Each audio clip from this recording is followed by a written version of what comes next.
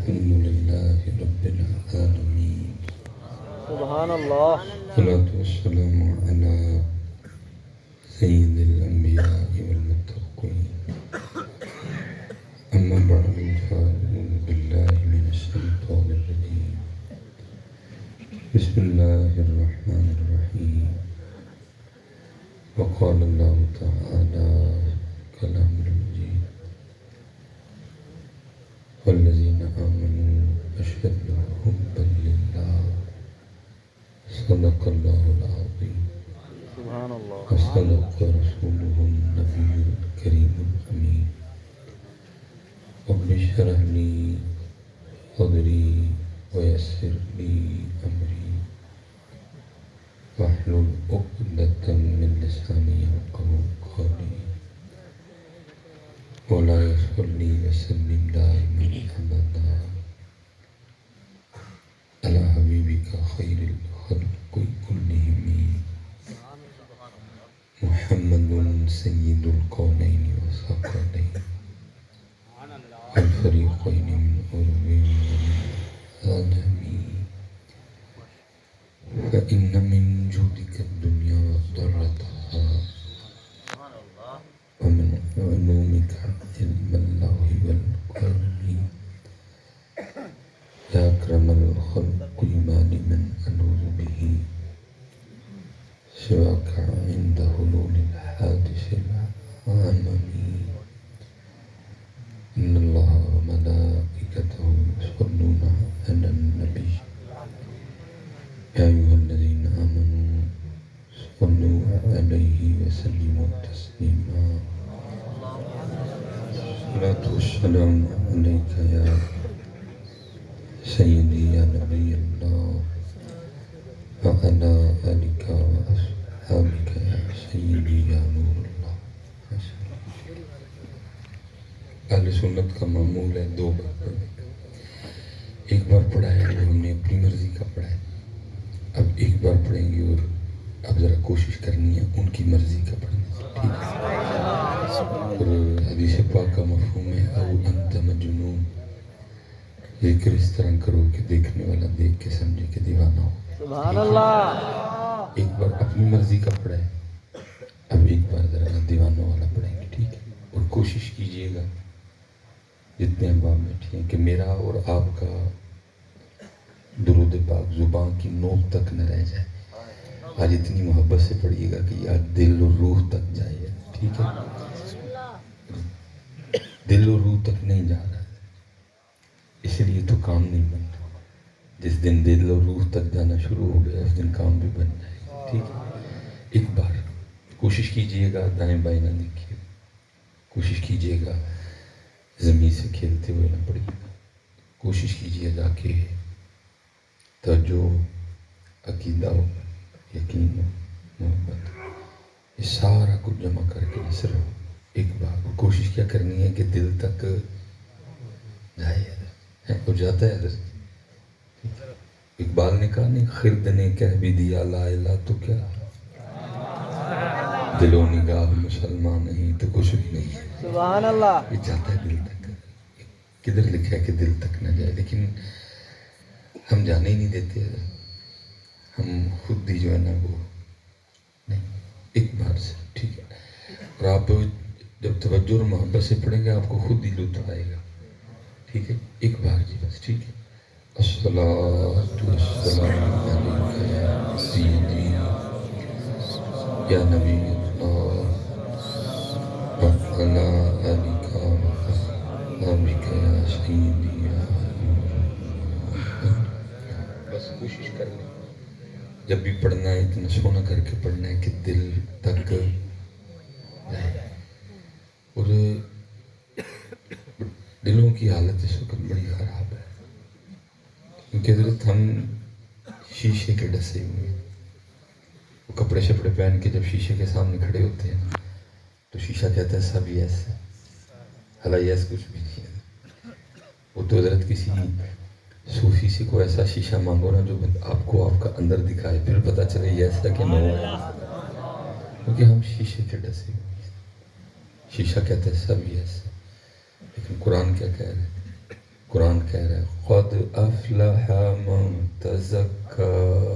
سبحان اللہ. قرآن کہتا ہے یہ باہر صاف ہونے سے یس نہیں، یس تب ہے جب اندر بھی صاف ہو.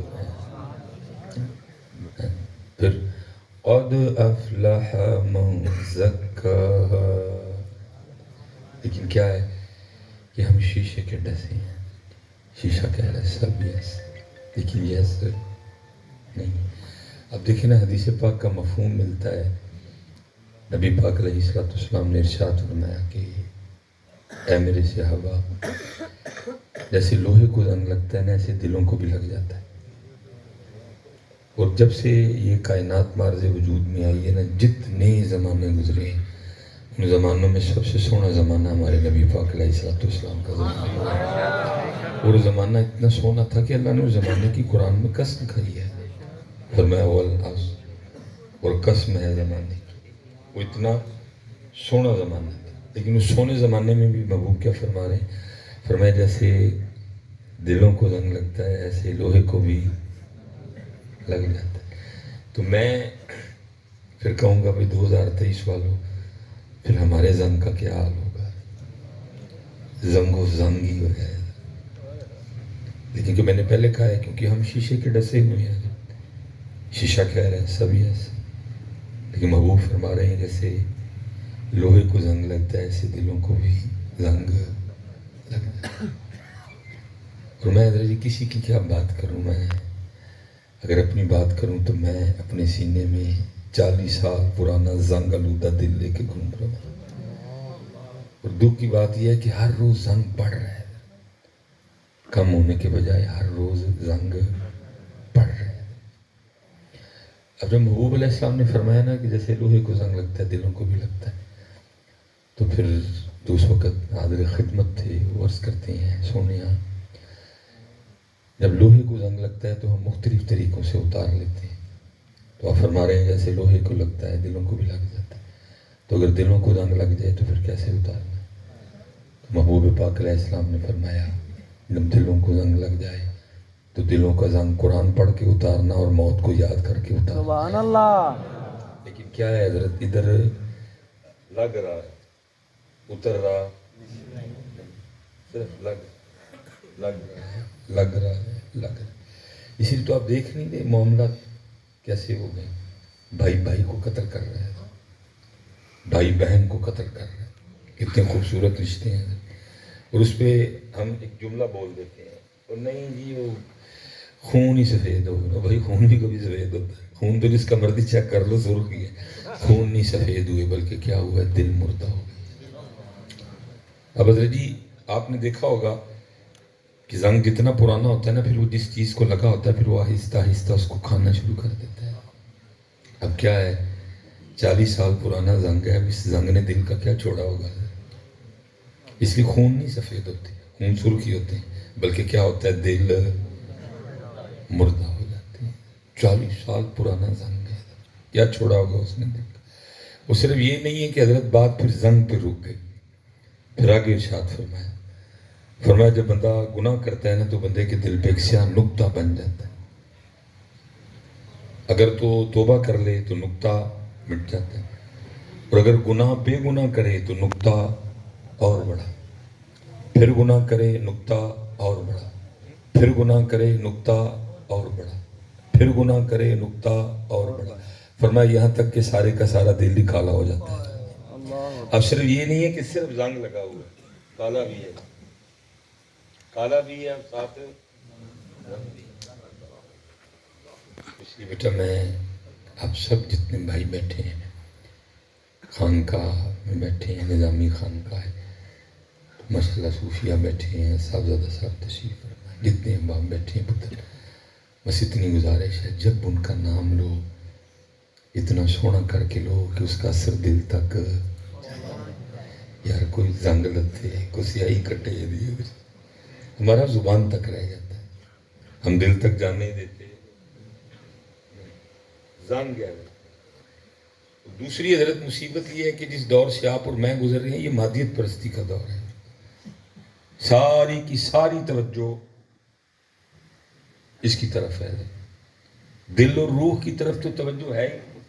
کیا حال ہے دونوں کا؟ ساری کی ساری توجہ اس کی طرف ہے، اور اس سے ایک اور سٹیپ ہم آگے گئے ہیں، وہ کیا ہے؟ ساری کی ساری توجہ اس کی طرف ہے، بس رنگ گورا ہو جائے۔ اس قدر حضرت معاشرے میں اس کی ڈیمانڈ آئی، رنگ گورا کرنے والا صابن، رنگ گورا کرنے والی کریم، رنگ گورا کرنے والا فیس واش، یہاں تک ڈیمانڈ آئی رنگ گورا کرنے والے کیپسول۔ پھر یہاں تک معاملہ خراب ہوا کہ اب لوگ رنگ گورا کرنے کے لیے انجیکشن تک لگوا رہے ہیں۔ جو لوگوں نے دیکھنا ہے اس کو چٹا کر رہے ہیں، جو اللہ کے رسول نے دیکھنا ہے اس کی طرف توجہ ہی کوئی نہیں ہے۔ اللہ اکبر۔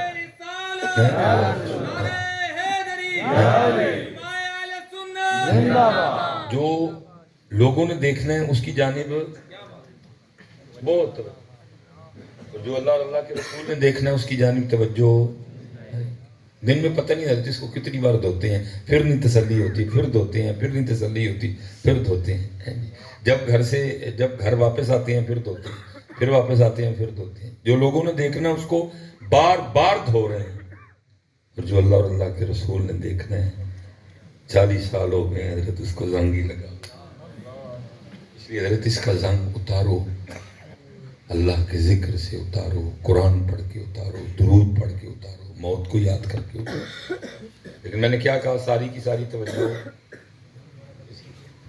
اللہ حضرت سلطان باہو رحمۃ اللہ تعالیٰ نے بڑی خوبصورت بات کہی، لیکن سنیاں نے بھی قسم چک لی کہ بابیاں نو مننا ہے لیکن بابیاں نہیں مننی، بابیاں نو مننا ہے لیکن بابیاں دی مننی نہیں مننی۔ حضرت سلطان باغ نے بڑی سونی بات کہی ہے، کیا فرمایا؟ فرمایا دل کالے کولو منہ کالا چنگا۔ فرمایا اگر منہ کا رنگ کالا بھی ہو تو کوئی ایسی ٹینشن نہیں ہے، لیکن دل نہ کالا ہونے دینا، کیونکہ اگر دل کالا ہو گیا پھر بہت بڑی ٹینشن ہے، ادھر بھی ٹینشن ہے، آگے بھی ٹینشن ہے۔ فرمایا اگر رنگ کالا بھی ہو تو کوئی ایسا مسئلہ نہیں ہے، لیکن دل نہ کالا ہونا، کیونکہ یہ چٹا گورا رنگ ادھر دیکھا جاتا ہے، اس سونے دربار میں تو یہ دیکھا ہی نہیں جاتا۔ اور اگر پتر یاد رکھنا اس سونے دربار میں رنگ کالا چٹا دیکھا جاتا تو پھر میں آپ سے پوچھتا ہوں پھر حضرت بلال پاک کا کیا بنتا ہے؟ اور یہ سارے منظر دیکھیں گے حضرت جب نبی پاک علیہ السلام کی معیت میں یہ قافلہ جنت کی طرف رواں دواں ہوگا نا، تو سارے یہ منظر دیکھیں گے حضرت۔ کیا؟ سارے گورے پیچھے، سارے چٹے پیچھے، سارے خوبصورت پنک رنگ والے پیچھے، سارے کشمیر والے پیچھے، سارے پٹھان پیچھے، سارے ایران والے پیچھے، سارے ترکی والے پیچھے، سارے مصر والے پیچھے، سارے لبنان والے پیچھے، سارے آذربائیجان والے پیچھے، سارے باکو والے پیچھے حضرت۔ اور کیا ہوگا؟ سب سے پہلے جنت میں حضرت بلال جائیں گے۔ اللہ رنگ مبارک کالا شریف ہے حضرت، لیکن کیا ہے؟ رنگ مبارک تو کالا تھا لیکن دل بڑا سونا تھا حضرت۔ اور وہ دل اتنا سونا تھا، وہ دل اللہ کو بھی پسند آیا، وہ دل اللہ کے محبوب کو بھی پسند آیا، اور اتنا دل پسند آیا اللہ کے محبوب علیہ السلام کو۔ دیکھیں جب نبی پاک علیہ السلام نے وصال فرمایا نا، تو جناب سیدنا بلال حبشی رضی اللہ تعالیٰ عنہ نے ارادہ کر لیا کہ مدینہ نہیں رہ جائے گا مجھ سے، یہ شام چلے گئے حلب۔ تو جب یہ نکلے نا تو کسی نے جناب سیدنا صدیق اکبر رضی اللہ تعالیٰ عنہ کو بتایا کہ حضرت بلال مدینہ چھوڑ کے جا رہے ہیں، تو آپ روکنے کے لیے آئے، آپ نے آ کے ہاتھ پکڑ لیا اور فرمایا بلال مدینہ نہ چھوڑ کے جاؤ۔ تو آگے سے عرض کرنے لگے اے خلیفہ رسول، اگر تو اپنے لیے خریدا تھا تو روک لے، نہیں جاتا، اور اگر اللہ کے رسول کے لیے خریدا تھا تو پھر مجھے جانے دے۔ دیکھیں آپ نے ہاتھ چھوڑ دیا، یہ شام چلے گی۔ وہ کتابوں میں 2 سال لکھا ہے جی، اللہ کا کشی معاف فرمائے۔ میں نوجوانوں سے مخاطب ہوں، بیٹا رنگ مبارک کالا شریف تھا لیکن دل بڑا سونا، اور اتنا وہ دل اللہ اور اللہ کے رسول کو پسند تھا۔ 2 سال شام میں گزر گئے۔ دیکھا ایک رات سوئے تھے تو خواب میں نبی پاک علیہ السلام کی بارگاہ میں حاضری ہوئی۔ آپ نے فرمایا بلال کیا ہو گیا؟ اتنا عرصہ گزر گیا تیرا ہم سے ملنے کو دل نہیں کرتا ہے؟ تو سلطان نے کیا فرمایا؟ دل کالے کولو